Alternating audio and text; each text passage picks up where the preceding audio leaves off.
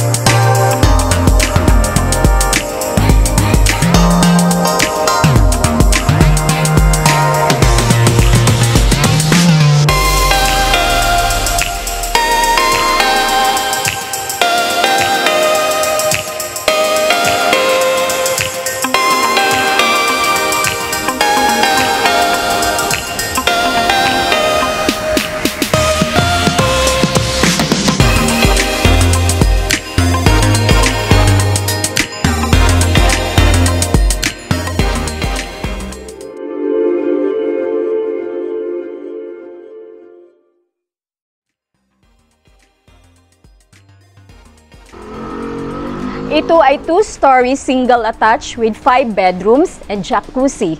May lot area na 216 square meters and floor area na 293 square meters.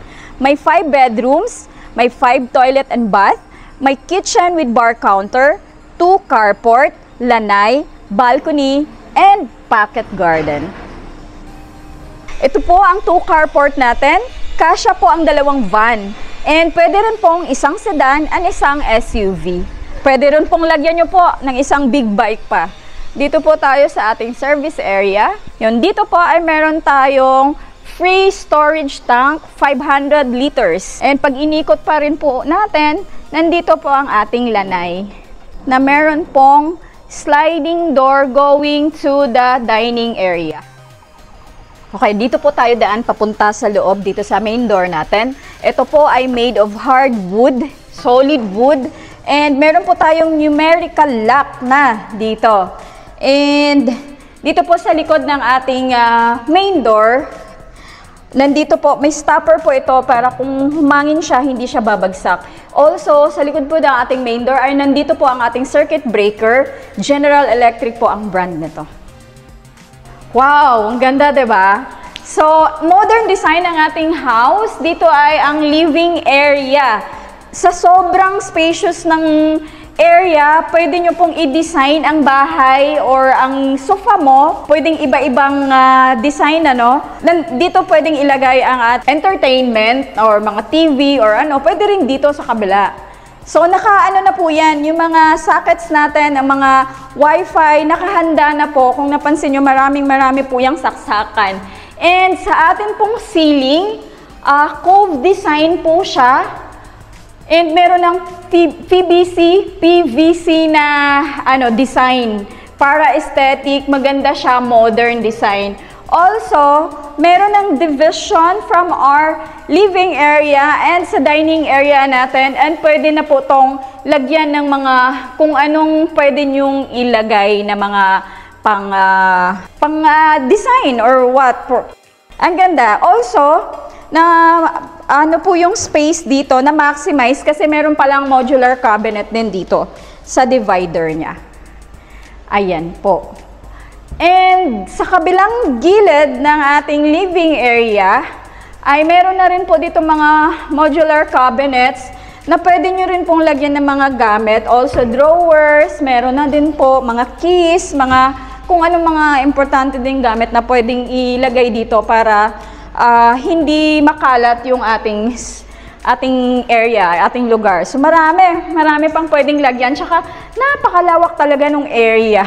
Hindi ko maisip pa kung anong pwedeng ilagay, pero kung ikaw ay maraming gamit, hindi ka mahihirapan kung saan nyo gustong ilagay yung mga gamit nyo. And pwede nyo ilipat-lipat or iba-ibahin yung design ng living area. So, and to our dining area, sobrang lawak din po ng dining area. So, pwede po kayong maglagay dito ng 10-seater na table.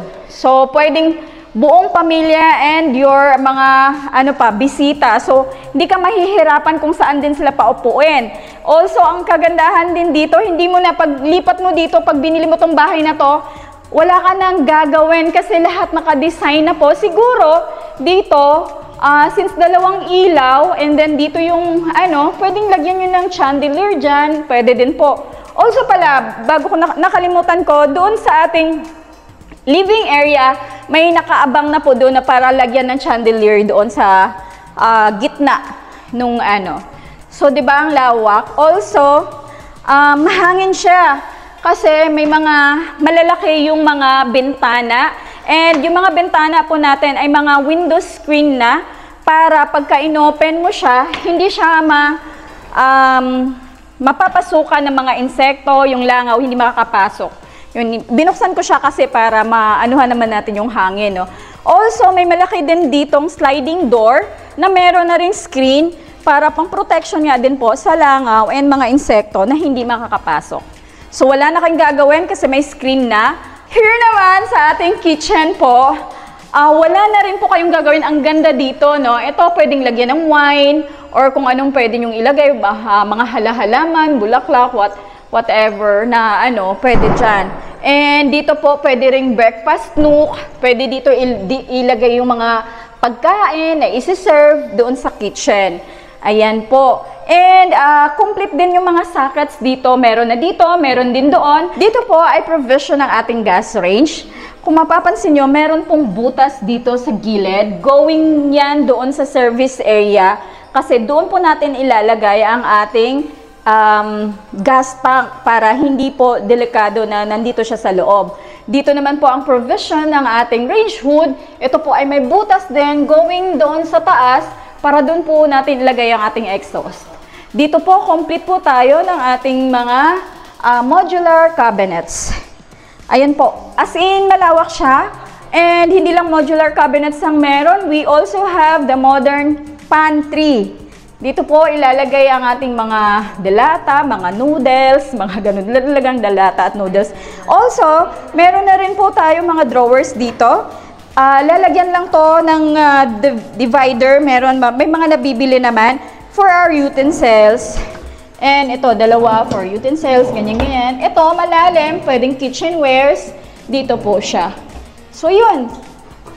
Grabe. And malinis na po yan. Wala na kang gagawin. Ito, may division na dyan. May also may rotating pa tayo dito. Pwede rin tong lagyan ng kitchenwares. Yan, nice. O, tignan nyo, O, diba? So, namamaximize yung space doon sa ilalim na hindi mo siya abot. Kasi iikutin mo lang yan. Ayan, makukuha mo na. Tapos, makukuha mo na kung anong gamit na ilalagay mo dyan. Tapos, balik mo na naman siya doon. Kaysa, kung wala to, gagapang ka pa doon sa ilalim. Ayan. O, ayan. Kasya ako dyan kasi maliit ako. Pero, mahirap pa din. Ayoko namang gumapang. And then, ang hangin. Saglit lang ha. Dito naman, itong door na to, this is made of solid wood, no? Going to our service area. Yung nakita nyo po kanina na may 500 liters na tank. And sa likod po ng door natin, meron na rin tong stopper para kung yun nga, humangin, hindi siya babagsak. And we have here our bonggang-bonggang, napakalaking storage din dito. Ayan. So, hindi ka na mahirapan. Pwede nyo tignan. Malinis na yan. Ayan. Pwede din. Okay. Let's go to our first bedroom or may bedroom tayo dito sa baba. Before our bedroom, nandito po ang ating powder room and napakagandang powder room. Hindi lang siya powder room na meron na to complete fixtures na to. We have free, imported standing, itong pangalan niya nito, lavatory. Yes.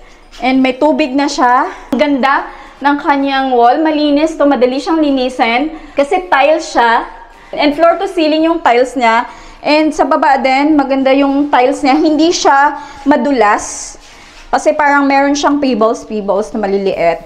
And we have bidet na. So, complete fixtures na to. Also, ito, solid wood din with stopper. And meron pa tayong design dito nung natin. So, maganda siya. And then, dito po sa ating first floor, meron tayong 1 bedroom. Complete na. Kompleto na rin yung mga sockets dyan. And nakaabang na ang for Wi-Fi and for cable. Meron tayong provision dito for window type aircon. And of course, this one, malaking tulong. Ang ating window, sliding window natin ay meron na rin pong screen.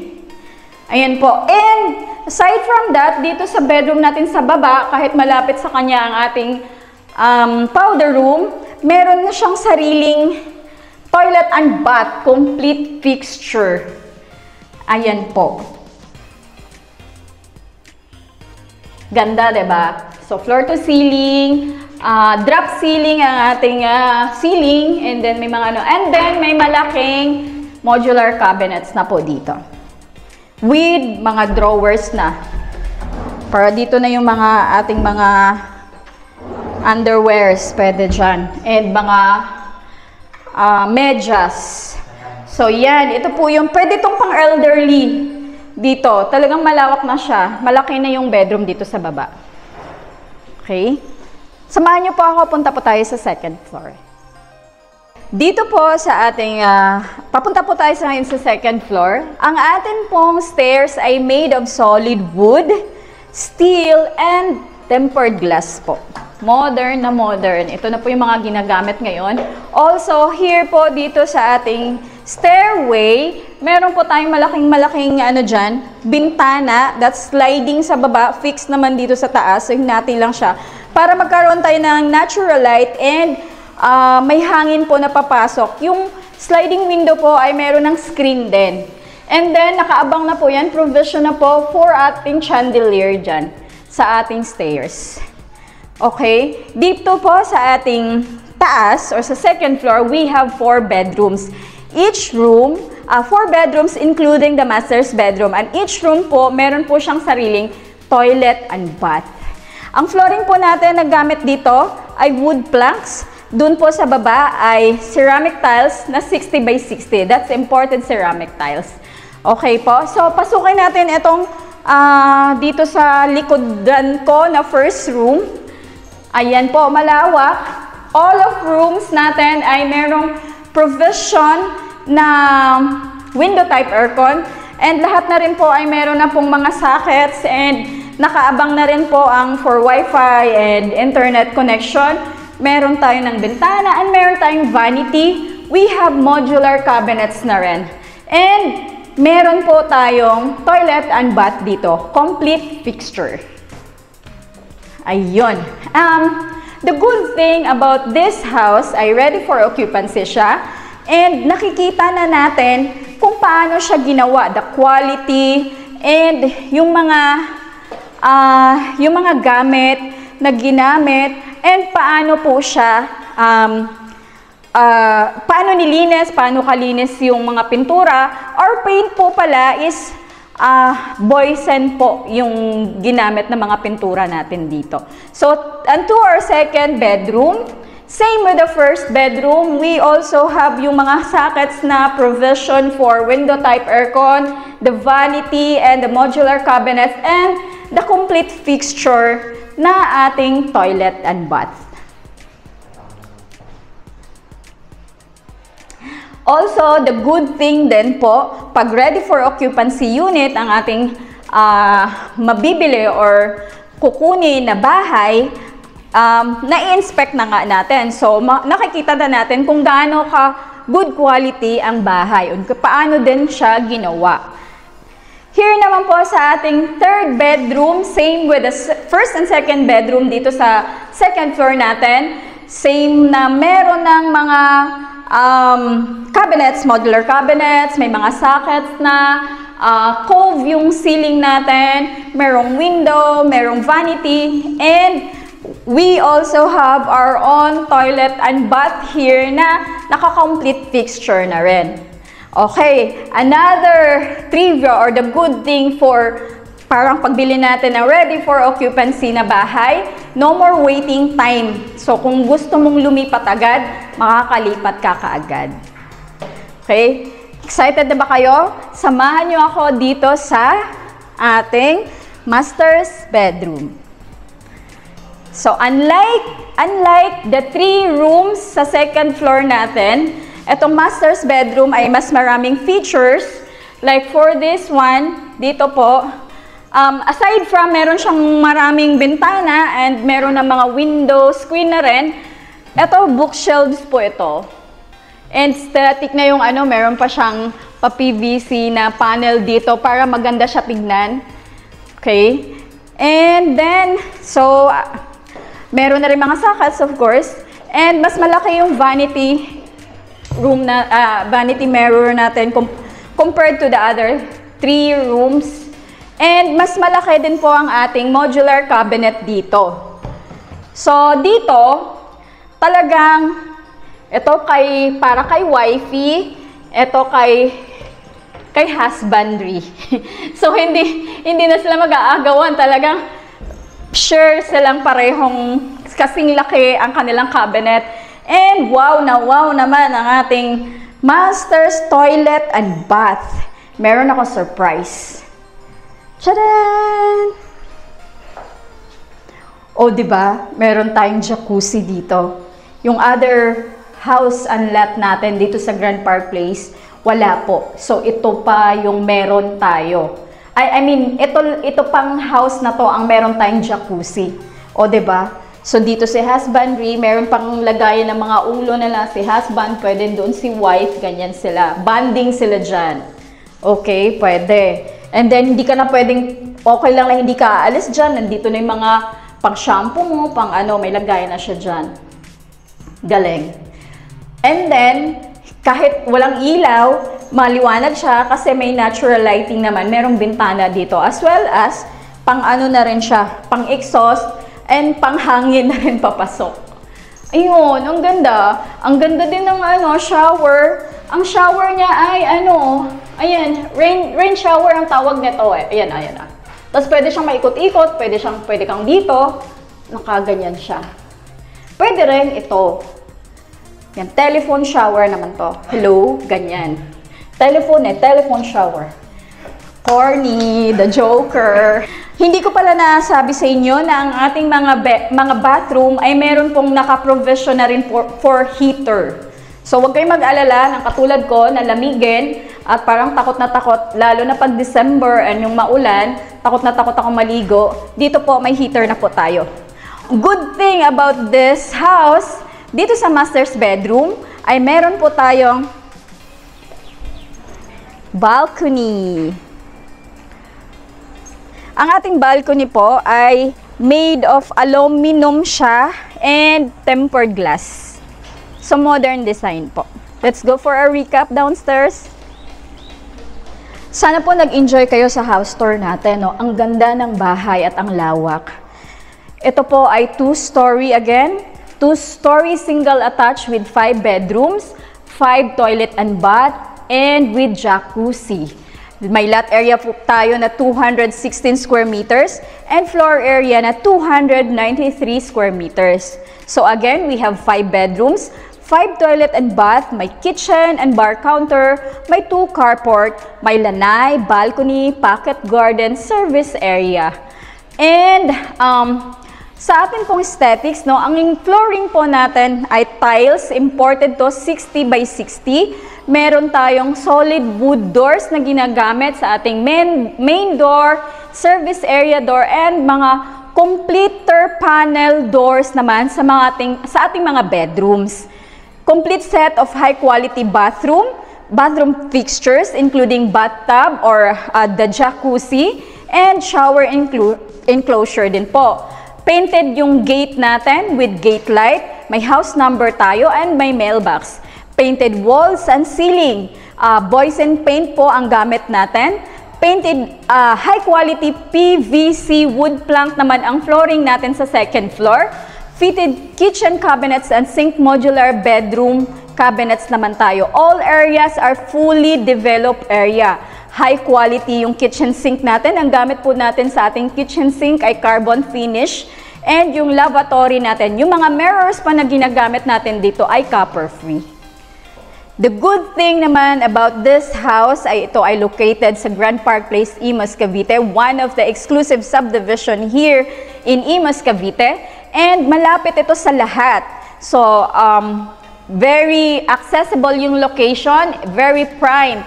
So, it is nearby City Mall Anabu, SM Hypermarket, Robinsons Imus, the District Imus, and when it comes to school naman, ang dami-daming school na malapit din po dito. Katulad naman po ng UNIDA Christian College, Elizabeth Seton School, and malapit din to sa mga hospitals like City of Imus Doctor Hospital. Paglabas ng gate, sa right side po ay nandun na po ang hospital. Also, it is nearby Our Lady of the Pilar Medical Center and De La Salle University Medical Center. For help with any questions, for more detailed information, for site viewing and for reservation, please contact us.